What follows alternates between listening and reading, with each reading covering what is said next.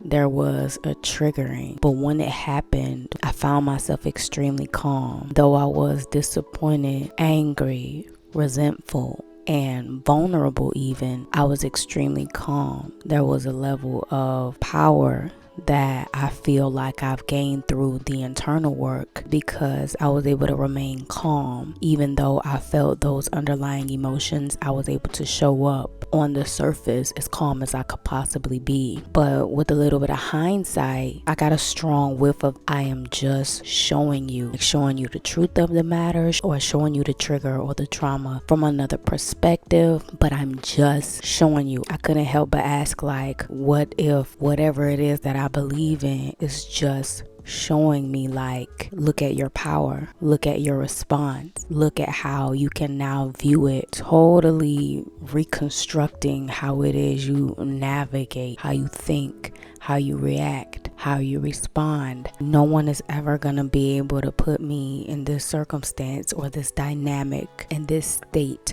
of vulnerability again. But I also remember looking at it from another perspective. Maybe I was being selfish. Maybe I could have done something different and showed up differently in the situation. I was open to viewing it from a different perspective, even if that meant hearing the hard truth of myself. It was about recognizing the pattern. It showed up again so that I can recognize it, so that I can see it with a different level of insight and awareness and hindsight, where it's just like, though it didn't feel good, I allowed it to speak for itself, to shed light on itself so that I may heal from the experience. When you're dealing with traumas and triggers and baggage and habits that no longer serve you, I remember just being so passionate about being done being vulnerable, being done being susceptible to vulnerability. I wanted to be so passionate and be like, get rid of it, get done, but it's like,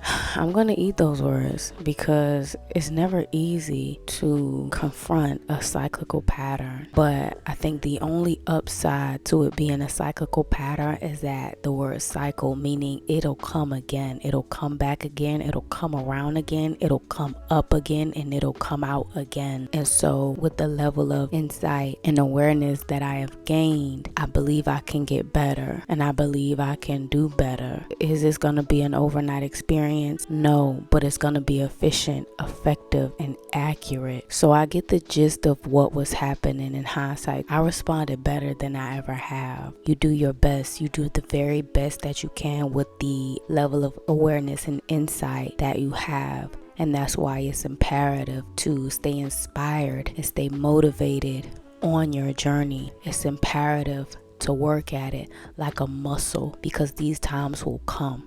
These opportunities for growth and development will come about, and you basically need to have your spiritual guns in place, but you also need to have your mental acuity up. When these cycles come up, when these patterns come up, they're going to trigger you, they're going to provoke you, they're going to anger you, they're going to disappoint you, they're going to enrage you, they're going to inflame you, and it's all a matter of allowing it to tell its truth, allowing it to speak to you, allowing it to say, hey, this is what I'm feeling. I've come up so that I can come out. May you release me. May you not push me down. May you not push me in the back of your mind. May I stop being a burden for you. That's your opportunity and our opportunity to listen to what it's trying to say. Like, for example, you know how those movies, they have those animated emotion characters like sadness, disgust, happiness, and anger, and there are all these different colors and things like that. So I just kind of imagine like sadness coming to me like, hey, I'm sad about this experience. May I come out? May I come up for you? May you release me? May you talk to me about what made you sad? About what made us sad, and may you guide me and then release me so that you can be free of me. Hey, sadness. Hey, disgust. Hi, hostility. Hello, frustration and irritation. Hi, fear and anxiety. What is it? What happened? Who did it? Where? When? Why? How? And just giving it space, giving it a free and safe space between you and your emotions, you and your experience, you and your trauma and your trigger, okay? And when it comes up, it's okay to act a fool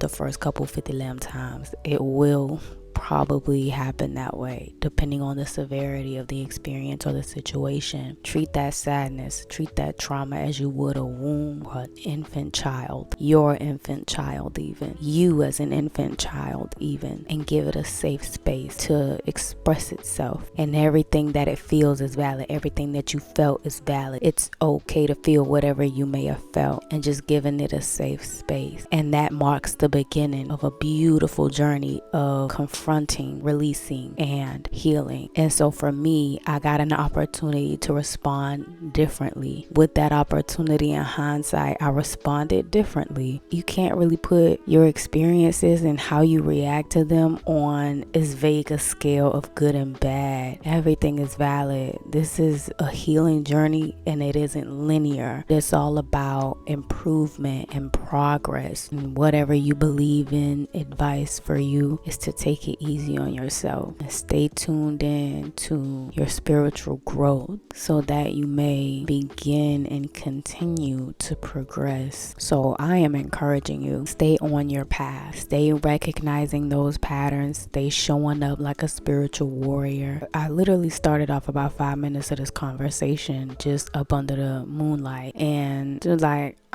get the mic. I'm like, okay, it's juicy anyway. I get it. But yes, you got this. Keep standing firm in your decision to move forward, even in the face of challenges, knowing that this journey doesn't have to be linear to be effective, okay? So, my love, that is all that I have for you.